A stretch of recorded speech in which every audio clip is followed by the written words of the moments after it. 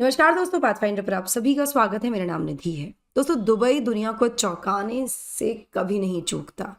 अभी हाल ही में ये पूरा रीजन फ्लड की मार झेल रहा था और अब एक अनाउंसमेंट आया है जहां पर ये कहा जा रहा है कि $35 बिलियन की लागत से बन रहा है दुनिया का सबसे बड़ा एयरपोर्ट टर्मिनल, जिसके चलते दुबई प्लान कर रहा है कि वो अपने इंटरनेशनल एयरपोर्ट को शिफ्ट कर देगा to this new facility in next 10 years.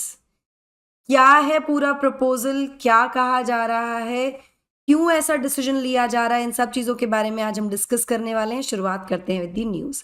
So Dubai ने शुरू कर दिया है काम on a $35 billion airport terminal, जो कि दुनिया की लार्जेस्ट कैपेसिटी वाला टर्मिनल होगा जब ये कंप्लीट हो जाएगा।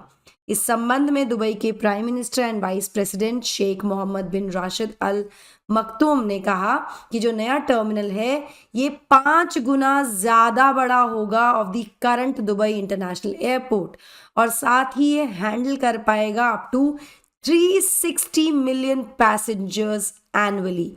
यहाँ मैं आपको बता दूं कि दुबई इंटरनेशनल एयरपोर्ट ऑलरेडी दुनिया के सबसे बिजिएस्ट एयरपोर्ट में माना जाता है।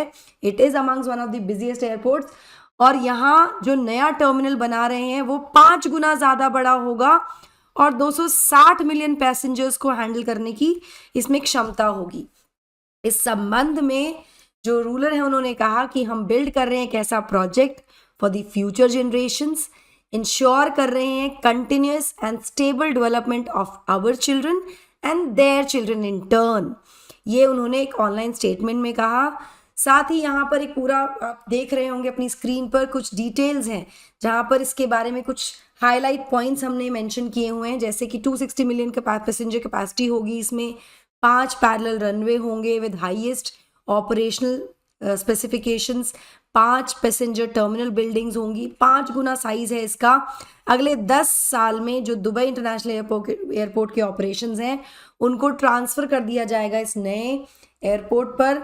रेसिडेंशियल डिमांड जो है वो 1 मिलियन लोगों की यहाँ इंक्रीज होगी। दुबई के साउथ में इसका जो टोटल एरिया होगा एयरपोर्ट का वो 70 स्क्वायर किलोमीटर का होगा, और अगर एनुअल कार्गो कैपेसिटी की बात करें तो 12 मिलियन टन्स की इसकी एनुअल कार्गो कैपेसिटी होगी। इसके बारे में और ज़्यादा डिटेल में बात करते हैं, बट बिफोर मूविंग फॉरवर्ड ये मेरा छोटा सा इंट्रोडक्शन है दोस्तों। ये मेरा टेलीग्राम चैनल है जहाँ पर आप मुझे फॉलो कर सकते हैं for all my class update schedules and PDFs.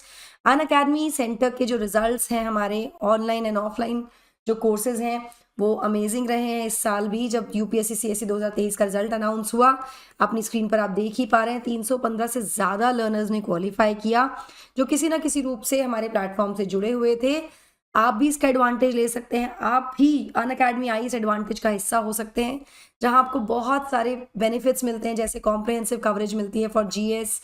इसके अलावा डेडिकेटेड सीसैट और एसे राइटिंग क्लासेस हैं, 360 डिग्री करंट अफेयर कवरेज मिलेगा हमारी मंथली मैगजीन के साथ, रेगुलर इंटरेक्शन होगा एजुकेटर्स के साथ, वन-ऑन-वन मेंटोरशिप, डाउट सॉल्विंग के साथ साथ आपके जो टेस्ट सीरीज हैं उसका भी प्रॉब्लम रिजॉल्व हो जाएगा, क्योंकि 40 से ज़्यादा यहाँ पर आपको सेक्शनल और फुल लेंथ टेस्ट मिलने वाले हैं प्रीलिम्स और मेंस के लिए। कैसे मिलेंगे?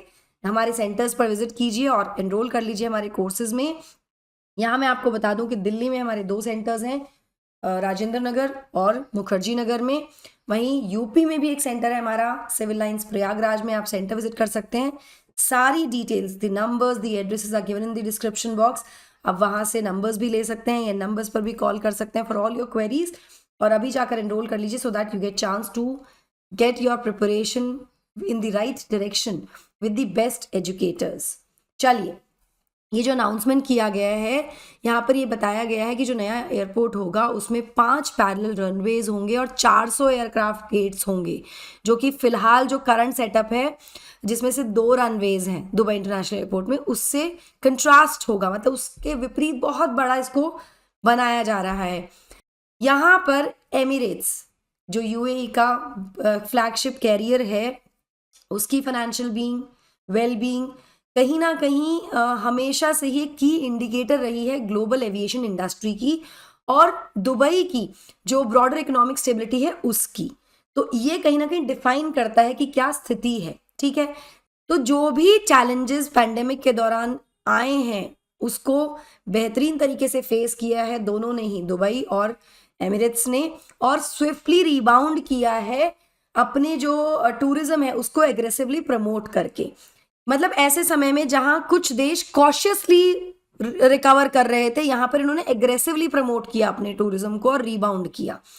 तो यहाँ मैं आपको बताऊं कि दुबई इंटरनेशनल एयरपोर्ट जो है उसने रिकॉर्ड ब्रेकिंग पैसेंजर मूवमेंट भी नोटिस किया है, एक्सपीरियंस किया है in a remarkable turn of events. जो नंबर ऑफ पैसेंजर्स हैं जो ट्रांसफर्स करते हैं दुबई इंटरनेशनल एयरपोर्ट से, उन्होंने 2019 का जो टोटल था ना उसको एक्सीड कर दिया, जहां पर it has reached 86.9 million passengers last year, यानी 2023 में, कंपेयर टू 86.3 मिलियन 2019 में।